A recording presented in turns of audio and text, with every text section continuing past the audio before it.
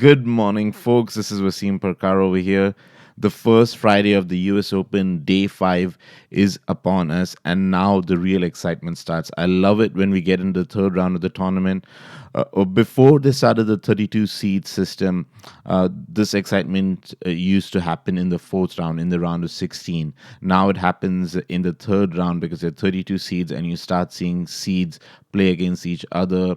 Some very exciting matches start taking place in the third round itself, and this US Open is no different. Before I start, just a quick note on day four. I thoroughly enjoyed it. I think a lot of people who came back from work and watched tennis in the evening, at least here in North America, were pleasantly surprised because the rain worked in their favor. So what happened was, because there was a heavy downpour in the afternoon, there was only tennis at Arthur Ashe under the new roof. So the Arthur Ashe Stadium schedule went perfectly fine, but the outside courts matches were all played at night, and it made for a lot of fun. All the courts were busy even in the evening session, and the US Open has a special atmosphere at night even on the outside courts. So there was plenty of great tennis.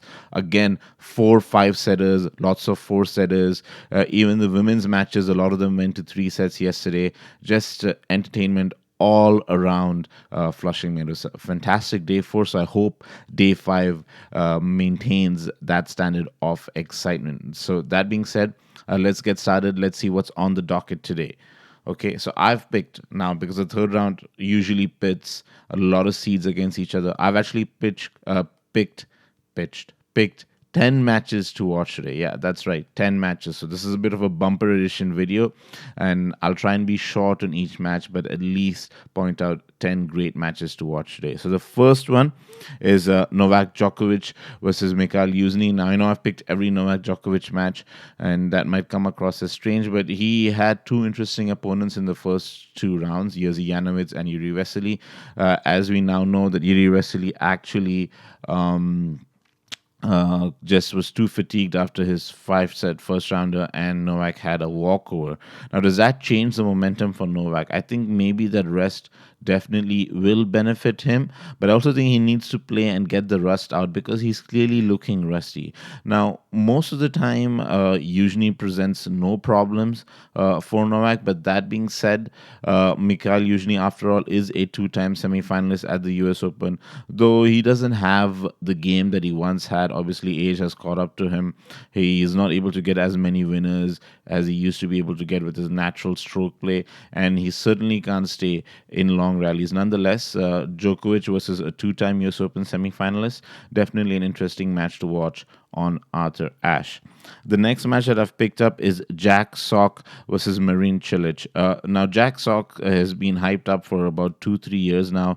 He's had more success in doubles than singles, but is this the tournament where he's finally going to make a breakthrough, reach a quarterfinals?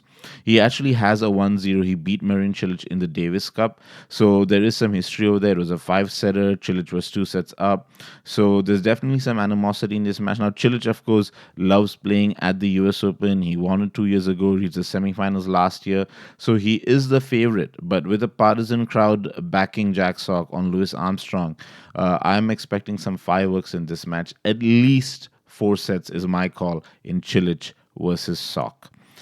Next up is a women's round of 32 match, Petra Kvitova versus Alina Svitolina. Now, Petra has had a really poor year. She seemed to be gathering some steam at the Olympics, but then lost in the semifinals to eventual champion Monica Puig, and then in the bronze medal match lost to Madison Keys.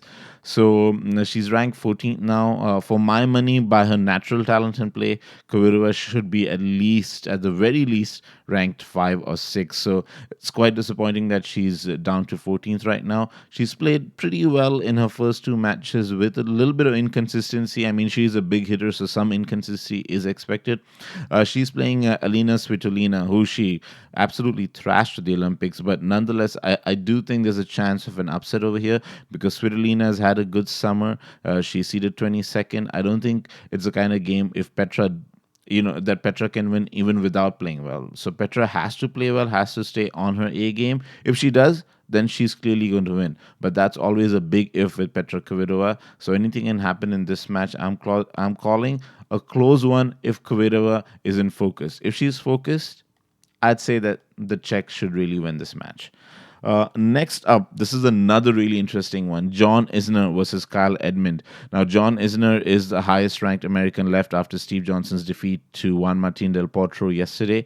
Isner makes life difficult for himself. He had a five setter in the first round. In the second round, he really should have won in straight sets against Steve Darcis, but even that took four sets after he got very tentative in a third set tiebreak in a match that he was two sets to love up. He had a few match points in the third set, and I felt that game unnecessarily went to a fourth set. On the other side of John Isner is Kyle Edmund, the Briton. By the way, there are three British male players in the third round of the U.S. Open. I can't remember the last time that happened, so a lot of people under the Union Jack must be quite happy about it. So Kyle Edmund thrashed Richard Gasquet in the first round and then won in straight sets convincingly against a qualifier in the second round. So he's more fresh than John Isner. Now, this is a tough match for John Isner. In most situations, I would pick Isner as a favorite, but Kyle Edmund's got a strong forehand and he seems to be picking the right moment to hit his hard forehands. And he's ranked 84. He's probably going to rise after the US Open. He's fresher than John Isner. So I think there's a real potential of an upset over here. This is definitely a match to watch out for on Louis Armstrong, John Isner versus Kyle Edmund. The next game is a game between two big servers. It's a game between two seeds. Joe Wilfried Songa versus Kevin Anderson. I'm expecting at least two tie breaks in this match, if not more. Anything can happen. Now, the all-round game, definitely Songa's got the edge. Anderson's all about the serve and the forehand. But Anderson loves playing at the US Open. He loves the American circuit. He loves the way the courts play over here. He's caused upsets before. He's beaten Andy Murray at the US Open before. So anything's possible in this match. This is another one that you got to keep your eye out for on Grandstand between Songa and Kevin Anderson. I'm thinking Songa is the favorite, but Songa's not really in the best of form. And Anderson's the kind of player that, if you are a few levels below your best, you can easily lose to him. So definitely an interesting match. Next up, I'm going to switch back to the women. Johanna Konta versus Belinda Bencic. A few years ago, these both used to play against each other in challengers and qualifiers, and here they are now on the big stage in the third round of a Grand Slam. Last year, Belinda Bencic rose through the rankings. She won in Toronto. She was ready. Many people thought she was ready for a big breakthrough, but she hasn't really maintained it in 2016. In fact, it's Johanna Konta, the unheralded British woman, who's come through and had a stellar year, making the semifinals at the Australian Open, winning a few tournaments, and she's the highest seed in this match. Now, Johanna did have some problems against Svetlana Pironkova with the heat. So if this match is a long one, actually both these players do have a tendency to struggle in extreme heat and have some fitness issues. So as much as I'm hyping this match, it's possible we may have a retirement or an injury-related issue in this match, but it's interesting to see how this match will play. At Belinda Bencic, she has power in her game, but she's also smart in crafting her points. Johanna Konta is also smart in crafting her points, but she's got a great inside-out forehand. So I'm really expecting a tight match over here, and frankly, I'll be disappointed if this match doesn't go three sets. This really should be a third round classic. Next up, it's a match between Ryan Harrison, who caused a big upset in the second round, beating the fifth seed Milos Raonic, and Marcos Baghdatis, the Cypriot veteran who everyone seems to have forgotten. He had a great result in round two. He beat Benoit Paire. I would not have predicted that result whatsoever. So it's great to see Marcos Baghdatis in the third round. Can he make a late run this late in his career as his career dwindles down? You never know. If I didn't get to watch a lot of his first two matches, I watched a few highlights of the pair match.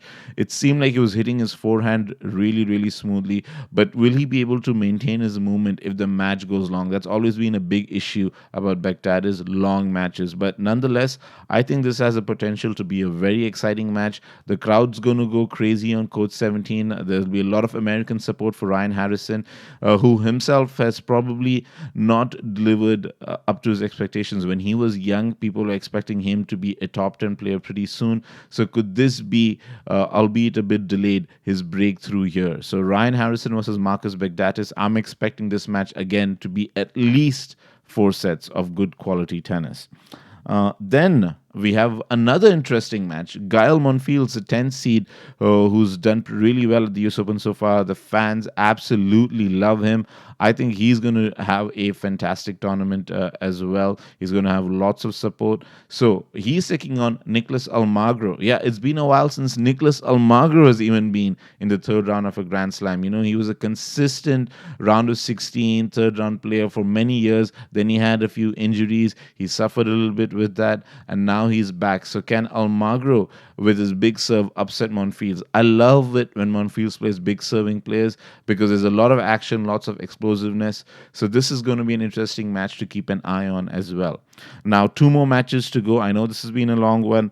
Lucas Puig versus Roberto Batista Agut, the 24th seed against the 15th seed. Now, Lucas, of course, was a surprise quarterfinalist at Wimbledon. Nobody saw that coming, and he's built on that momentum. He had a decent summer, not fantastic.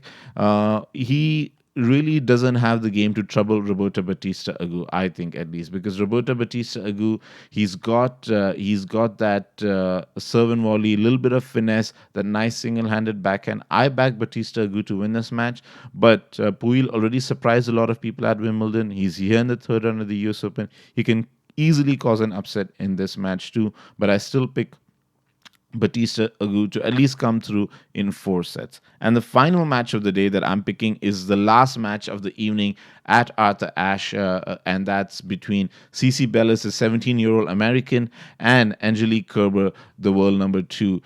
Kerber really should be the favorite. She's got the experience. She's had a great year so far, but there's some question marks about her. She lost in the Olympics final. She lost in the Cincinnati final, and she looked a little rusty in that second round win that she had day before yesterday. So anything's possible in this match. I think Kerber's the favorite, but it's a Friday night crowd on Arthur Ashe, and if they get behind the young American, anything is absolutely possible in this match. So it makes for a really exciting first Friday. The round of 32s over here. I hope all of you get to watch some very exciting matches. I can't wait for the action to get started. I'll see you tomorrow when I preview day 6.